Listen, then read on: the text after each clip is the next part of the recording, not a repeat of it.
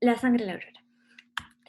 De la sangre de la aurora nosotros hemos dicho ya cosas muy específicas, ¿no? Como por ejemplo que se trata de una novela experimental, ¿no?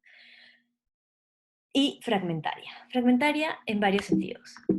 El primer sentido es que la estructura de la novela está dividida, ¿no?, en tres tramas paralelas que se van entrecruzando, tanto en saltos temporales, ¿no?, prolepsis, analepsis, como flashbacks y flash forwards, perdón, flash forwards y flashbacks, este, de las vidas de Marcela, Melanie y de Modesta, ¿no?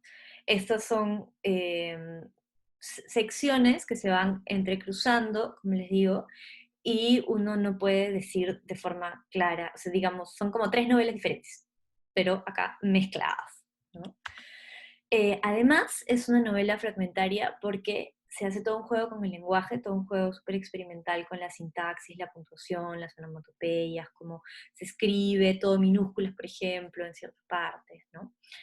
Y en ese sentido también es fragmentaria, y luego, en un tercer sentido, porque juega no solamente con un universo ficcional, las historias de estas tres mujeres, sino que también introduce ciertas citas y ciertos referentes históricos, ¿ya?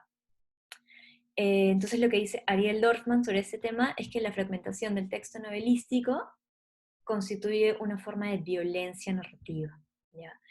O sea, el hecho de que a mí, yo como lector, esté leyendo ese texto tan complicado, tan complejo que yo tengo que armar por mi cuenta, es una especie de violencia que el mismo texto me está poniendo a mí y me está haciendo sentir de alguna manera esta violencia de un contexto social, ¿no? Eso es lo que yo les había comentado como un paralelo entre una ruptura del cuerpo del lenguaje, que se condice con una ruptura del cuerpo social, y con una ruptura del cuerpo físico, en el sentido de las violaciones de las mujeres, ¿no?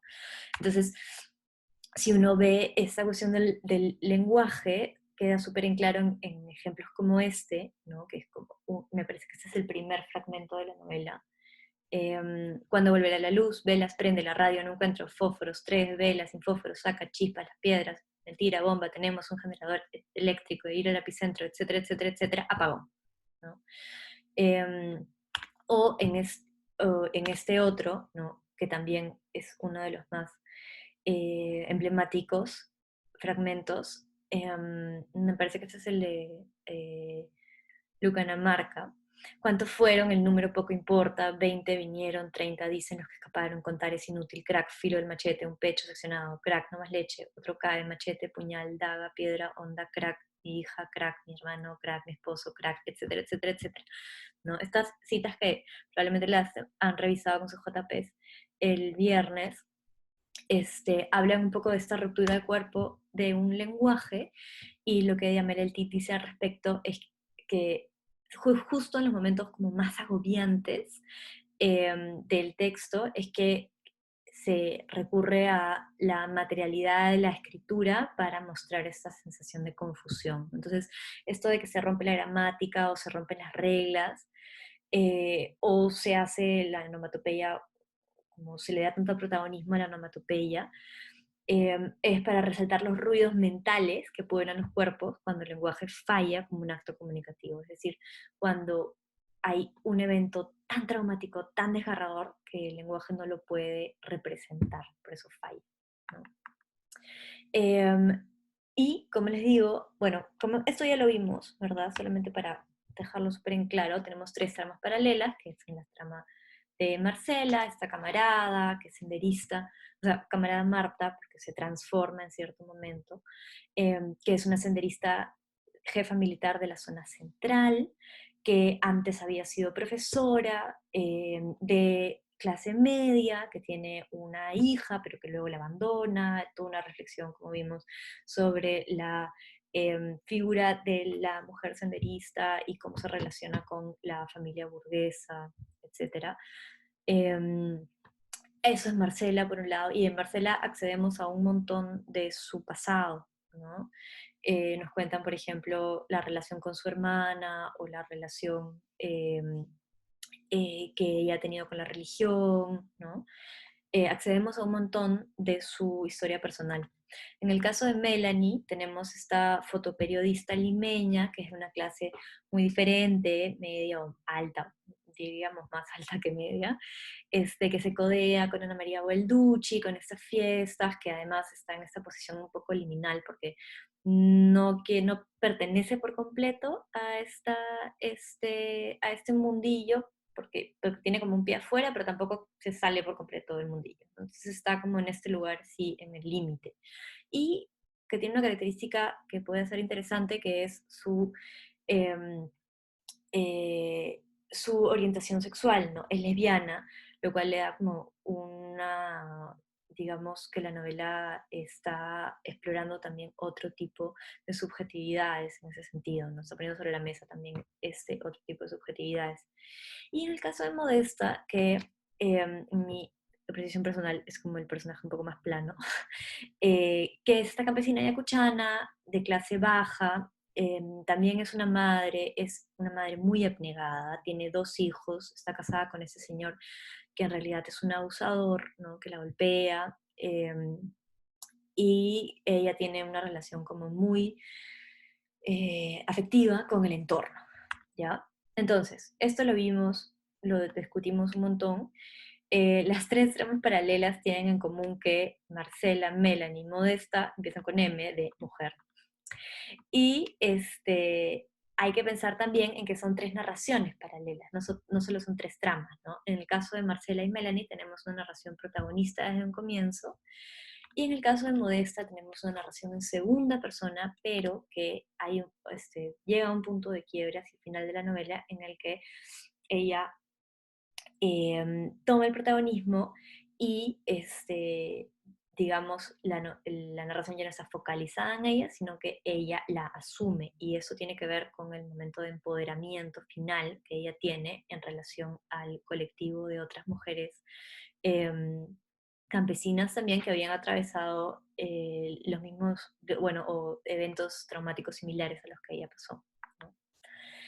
Y por último, tenemos, bueno, este juego con referentes históricos muy concretos en la novela, que es, bueno, el epígrafe de Vallejo, las citas de Mao, Lenin y Marx, que son muchas y que están entrevesadas en diferentes partes de la novela, que básicamente hablan sobre el papel de la mujer dentro del proceso revolucionario y lo importante que es, y esto nos pone un poco en perspectiva qué está proponiendo esta novela sobre si es que si la mujer logra o no tener un papel revolucionario real, ¿no? O un papel real dentro de la revolución, ¿no? O sea, si es que eh, a lo que se le promete a Marcela a un comienzo de la novela, de que la revolución va a permitirle tener una igualdad de género que no se había podido conseguir durante la democracia. Si es que esa promesa al final se da o no se da, ¿no? Eso la adelantamos un poco en la vez pasada, ¿no? Que en verdad no se da, pero bueno. Luego hay referencias históricas muy claras de matanzas símbolo, que son las matanzas de Ajomarca y de Lucanamarca, eh, que son estos fragmentos en los que justamente se profundizan en el uso de la onomatopeya, ¿no? El crack, por ejemplo. No me acuerdo cuál era el otro sonido, pero era parecido. Y luego estos pasajes sobre los presidentes, ¿no? Que también son como sacados de una especie de referente muy histórico de lo que estaba sucediendo, y que también permiten como dar una contextualización de la historia, ¿no? En el mundo real, ¿no? Hacer siempre referencia a que esta novela está tratando de representar un suceso completamente traumático por el cual atravesamos como nación, y que tiene correlato concreto en hechos históricos que además se pueden reconocer muy claramente en el informe final de la CBR, ¿no? Y un último tema que atraviesa esta novela es la violencia de género, ¿no? Es el núcleo de toda la novela, hermana, por decirlo así, a las 3 protagonistas, porque las 3 pasan por este pasaje de violación que además se narra de una forma de una forma igual, ¿no? para resaltar textualmente que las mujeres están hilvanadas por este trauma colectivo. Además, como les digo, se condice con esta ruptura del cuerpo social y cuerpo textual. Tiene referentes históricos muy claros, esto lo vimos con las cifras de la CBR, sobre la cantidad de mujeres que fueron violentadas durante el periodo del conflicto armado, y cómo ese fue un abuso sistemático, ¿no? Ejercido en primer lugar por las Fuerzas Armadas y en segundo lugar por las Fuerzas Sendero Luminoso y el MRTA, eh,